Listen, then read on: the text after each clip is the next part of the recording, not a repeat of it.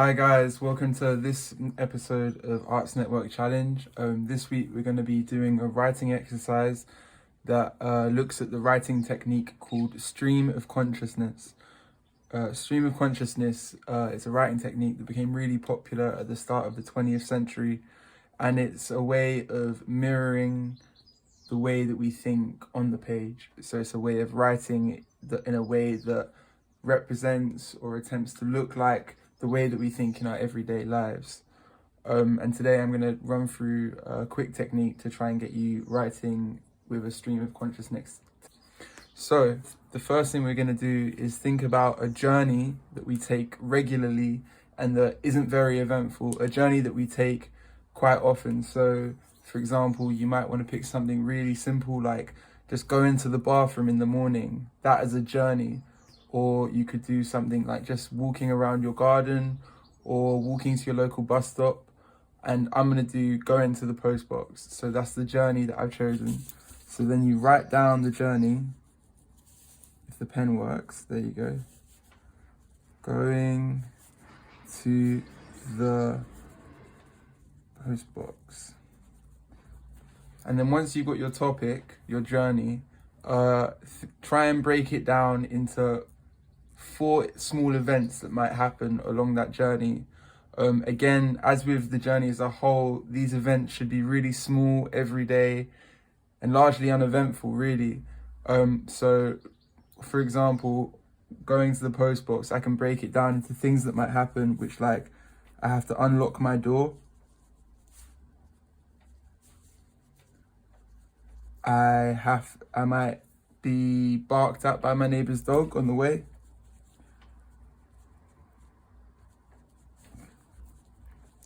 And then I might be walking and then the sun might come out from behind a cloud.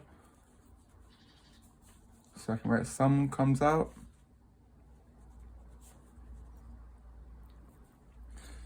And then I might pass by my old home because my old home is on the way to the post box.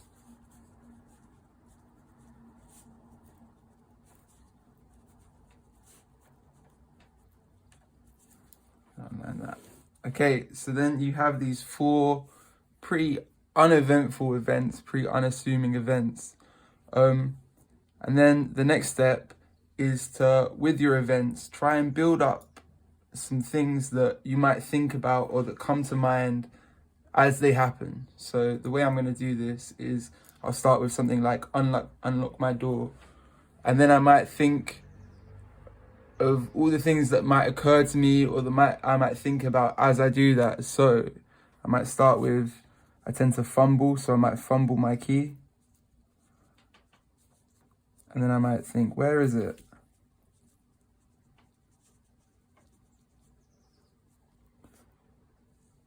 And then I might think, oh no, I'm locked in.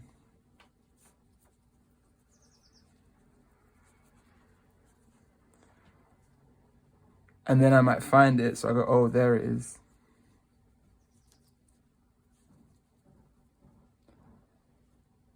And then I tend to have to fiddle with this lock, so I might think about how it's a tricky lock.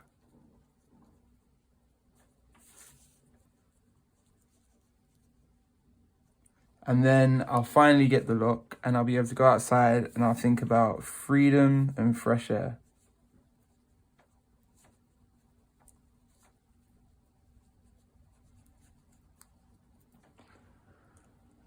Okay, so these are just guides. So when I come to doing the writing element, I'm gonna be using these as sorts of prompts or landmarks as I write about unlocking the door.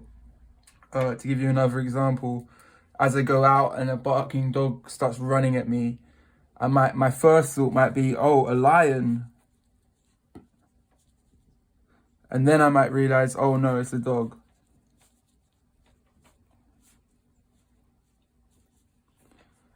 And then I might think of how barking might be like a siren somehow. That doesn't seem obvious at the first time you think about it, but it might occur to you. Things that aren't obvious might occur to you as you do this.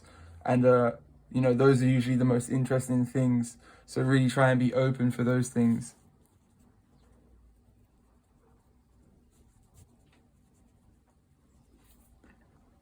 And then I might think good boy, because they might have stopped barking. And then I might think behave. And then about behavior, that might make me think like I'm back at school.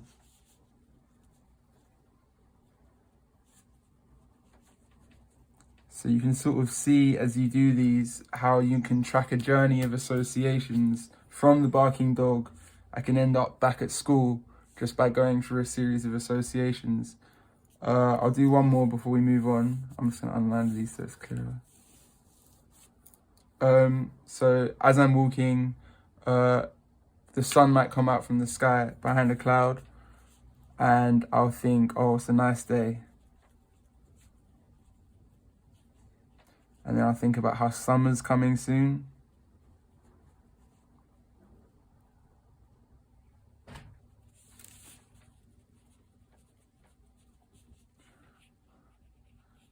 And then I might think that we're nearing the end of lockdown.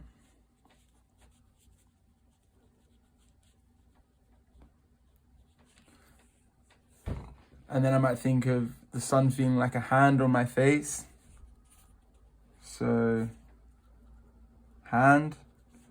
And then that might make me think of sand and the beach because it's sunny. And then I've ended up there. And you can sort of keep going with these as they occur to you. It's supposed to be really free and open-ended.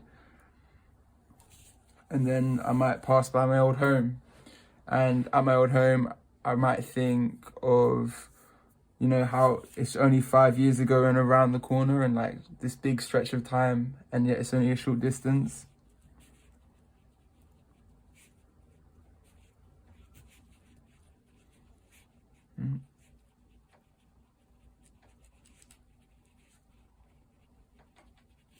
And then I might think about how I miss my old view from my window as well, even though I was just around the corner, which is something that's true.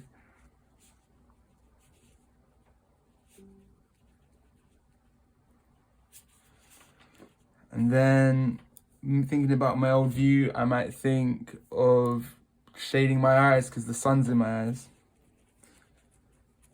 As you can see, my page here is pretty messy and it's pretty all over the place, but I think just in this stage, that's really what we're going for. It's just about getting loads of ideas on the page and trying to track what you might think about in your internal life. So once you've done that, you can, go through all your events, your small minor events, and build up these things that you might be thinking about along the way.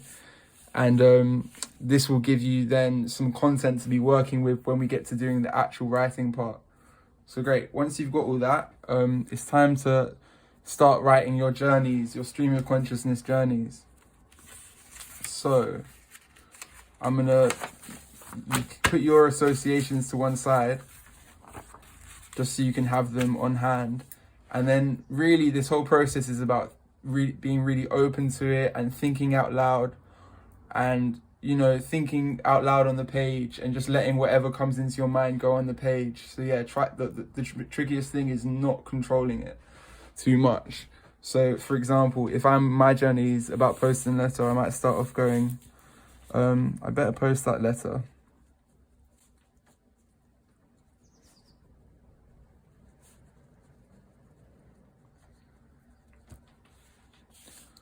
Okay, so I've written this just as a stream of consciousness bit for me trying to unlock the door. And it reads, oh, I better post that letter, an excuse to get out and feel the sun. Oh, wait, where's my key? Weight in my pocket, waiting to leave and impatient. Oh, there it is. I can never manage this lock though. Is it left or right? Back in school I made an L with my hand to know. Your left is my right. Now, at first reading, that might seem a bit confusing and a bit disjointed, but that's kind of the point. It's kind of like how our thoughts are sometimes a bit disjointed, and it can be messy and it can be random and go off in all sorts of different directions. And that's part of the fun of this exercise, is just seeing where it takes you. I'm going to do it for one of the other events before I leave it over to you guys. So here, this will be for where the dog barks at me.